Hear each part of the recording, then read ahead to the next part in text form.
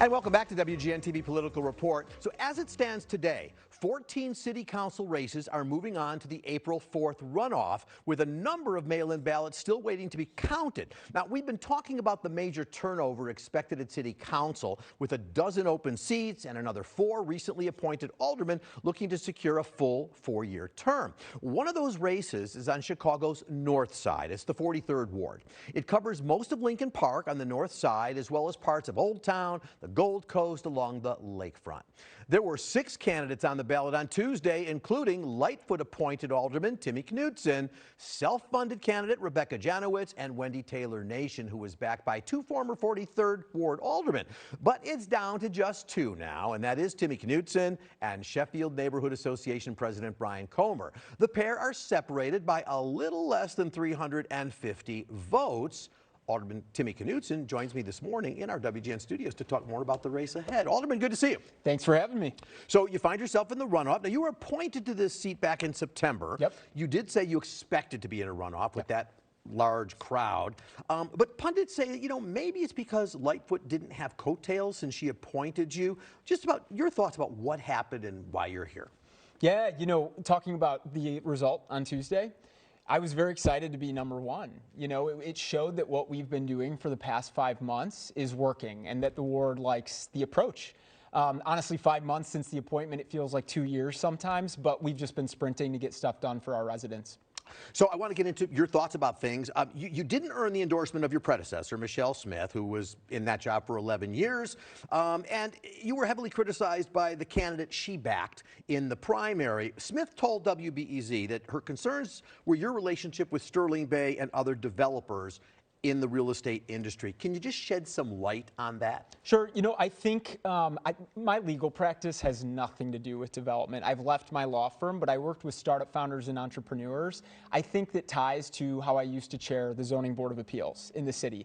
But just like how I chaired the Zoning Board of Appeals, I'm very process-oriented. My goal will always be to bring everyone to the table. The community, all sorts of objectors, we need to make sure everything's heard. So I like a very thorough approach to development, and we're getting started on that. And I'm, excited to call on those who came before me for advice on that. Well, the issue that certainly preceded you coming into office is the issue of crime, prevailing all throughout the city. And your first action was to install more security cameras across the ward. I know you've held meetings with police commanders.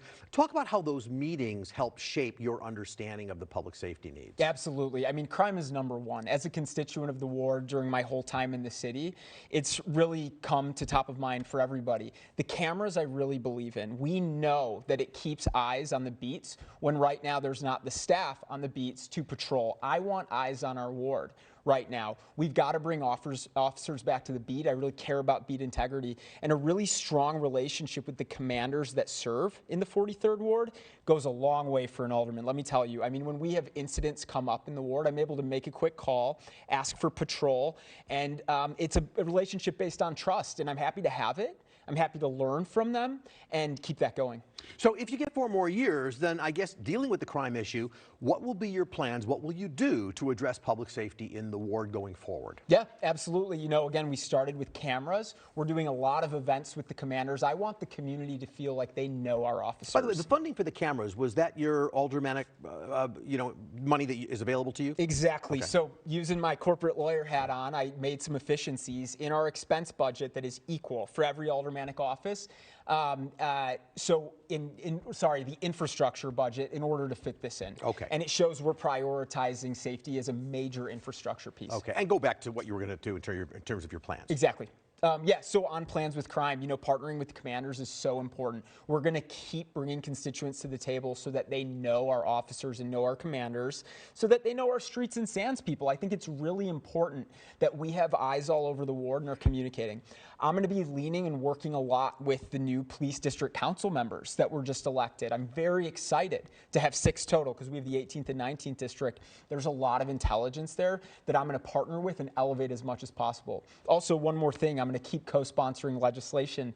I co-sponsored an ordinance to crack down on illegal guns and another ordinance to crack down on attacks against first responders. It's really important that we do these things from the city level. And this, of course, is a priority both for the two mayoral candidates in the runoff as well.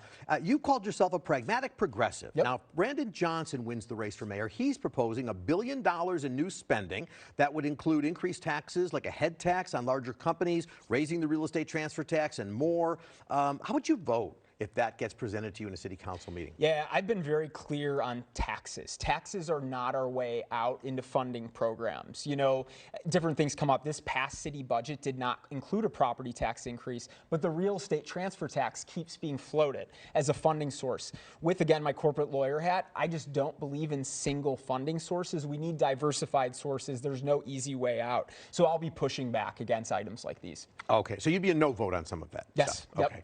The world of education, also important in Yeah. the ward and around the city. Now, I know you've got several public school teachers in your family. Yep. You talk about modernizing schools and school funding. So what specifically would you do to benefit the 34th ward in the school area? Yeah, and I'll also note lots of school teachers in my family, but I've only ever attended public schools, kindergarten all the way to law school at the University of Illinois, and I know how much of a gift that's been to my life. To have Go a Illini, by strong- the way. Go ahead. ILL, to have a strong public school education. So my goal is to make the high school we have in Lincoln Park, that 8 wards feed into, by the way, the premier option for all residents of the neighborhood. We've been talking a lot with school leaders, with the principals about how we can boost that. And I think there's a bit of a renovation on the horizon that I'm going to be, you know, again, putting my lawyer hat on to get creative with funding sources. I also want to give you a moment to address another criticism from the predecessor, Michelle Smith, who said, you really haven't been taking input from residents in the ward, and of course, constituent services are so critical. What's your plan to modernize the office and communicate with Yeah, people? constituent services are number one. You know, we've got wards of almost 60,000 people with 4 staff.